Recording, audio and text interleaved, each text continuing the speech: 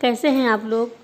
आशा करती हूँ कि जहाँ भी आप लोग होंगे स्वस्थ और सुरक्षित होंगे, क्योंकि इस समय अपने आप को सुरक्षित और स्वस्थ रखना बहुत ही आवश्यक है। और आज बेसिक शिक्षा विभाग की महत्वपूर्ण खबरों के साथ फिर उपस्थित हूँ और इन खबरों को पहले मैं संक्षेप में बताऊँगी, इसके बाद इनका विस्तार से इनको बताऊँगी और इनको देखने के लिए आपको चैनल पर बने रहना होगा। तो पहली खबर है, कोविड रोकथाम के लिए तत्काल कार्यवाही करने के लिए आदेश जारी हुआ है। और नई शिक्षक भर्ती जो इधर होनी है, बहुत से लोग प्रतीक्षा में बैठे हैं। तो ट्विटर पर ट्रेंड कर रही शिक्षक भर्ती, 69,000 में नियुक्ति पा चुके शिक्षक सुरक्षित। वैक्सीनेशन के बाद शिक्षकों की लगाई जाएगी ड्यूटी। अब उनकी पहले वैक्सीनेशन होगी, इसके बाद ही ड्यूटी पर उनको लगाया जाएगा। और देखिए, इसके बाद संस्कृत माध्यम से बीएड, एमएड और पीएचडी के लिए विज्ञप्ति निकाली गई है। तो इन सब खबरों को आप विस्तार से सुनेंगे।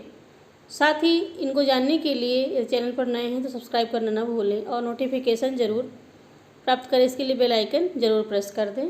अब आइए खबरों को विस्तार से देखते हैं। जिलाधिकारी उत्तर प्रदेश के लिए है और इसका विषय है कोविड-19 के प्रभावी रोकथाम एवं बचाव हेतु निम्नलिखित कार्यवाही तत्काल सुनिश्चित की जाए। न्याय पंचायत वार सेक्टर मजिस्ट्रेट की तैनाती की जाए, जो अपनी न्याय पंचायत में कार्यरत निगरानी समितियों के कार्यों की समीक्षा करेंगे और उन्हें आवश्यक सहयोग प्रदान करेंगे। उनके द्वारा स्वच्छता कार्यों और मेडिसिन किट का वितरण की समीक्षा की जाएगी। चिकित्सालयों में स्थापित वेंटिलेटर्स और ऑक्सीजन इत्यादि जो सिलेंडर और क्रियाशील रहें सारे, और पूरी व्यवस्था जो है वो आपूर्ति की जाए।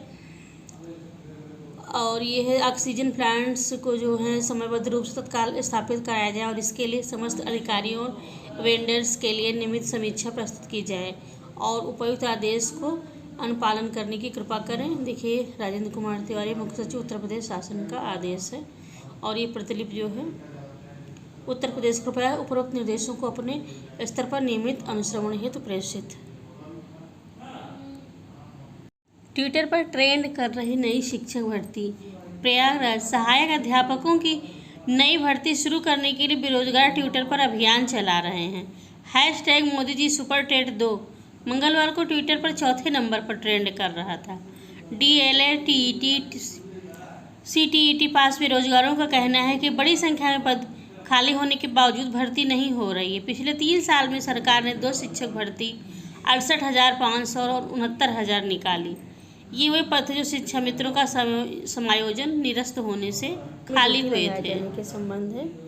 और ये इस आदेश में कहा गया है कि 10/5/2021 के पत्रक का स्मरण करना चाहें और शिक्षकों की कोरोना कंट्रोल रूम में ड्यूटी लगाई गई। कंट्रोल रूम में ड्यूटी लगाने से पहले शिक्षक का वैक्सीनेशन करवाना अति आवश्यक होगा, क्योंकि यह भी कोरोना संक्रमण की फ्रंट लाइन ड्यूटी की श्रेणी में आता है। मान्यवर सहमत होंगे कि चुनाव व मतगणना की ड्यूटी के दौरान कोरोना से संक्रमित लगभग 50 शिक्षक काल के काल में समा गए। तमाम लोग गंभीर अवस्था में हैं। रोज मरने वाले शिक्षकों की सूची बढ़ती जा रही है। शिक्षकों के मन में भय, आक्रोश और क्षोभ व्याप्त है।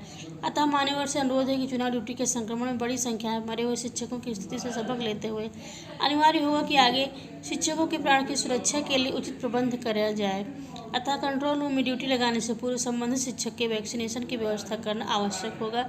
अन्यथा कोविड कंट्रोल रूम में हुए संक्रमणों के चलते शिक्षकों के साथ चुनाव की तरह पुनः हादसे की स्थिति हुई तो खेदजनक और भयावह होगा। 69,000 भर्ती में नियुक्ति पा चुके शिक्षक पूरी तरह से सुरक्षित, मिली कोर्ट में जीत। इलाहाबाद हाई कोर्ट ने आंसर की पर दायर समस्त याचिकाओं को एक सिरे से खारिज कर दिया है। कोर्ट ने कहा है कि आजकल संस्थाओं द्वारा जारी आंसर की को चुनौती देना एक फैशन सा बन गया है।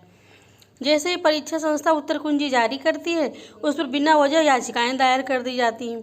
ऐसा ही 69,000 शिक्षक भर्ती के मामले में हुआ है। साथ ही कोर्ट ने परीक्षा संस्था को आगे की परीक्षाओं में प्रश्नोत्तरी तैयार करने में अधिक सतर्कता बरतने को कहा है।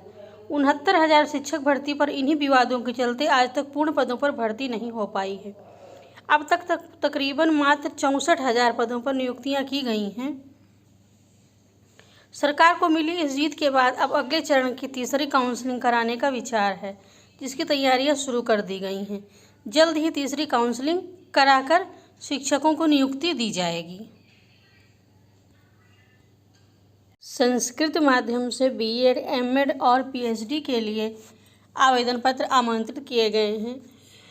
सेंट्रल संस्कृत यूनिवर्सिटी, और ये देखिए यहाँ पर नोटिस जारी हुई है, और इसके लिए बीएड, एमएड और पीएचडी का एंट्रेंस टेस्ट होगा, तो उसके लिए विज्ञप्ति जारी की गई है।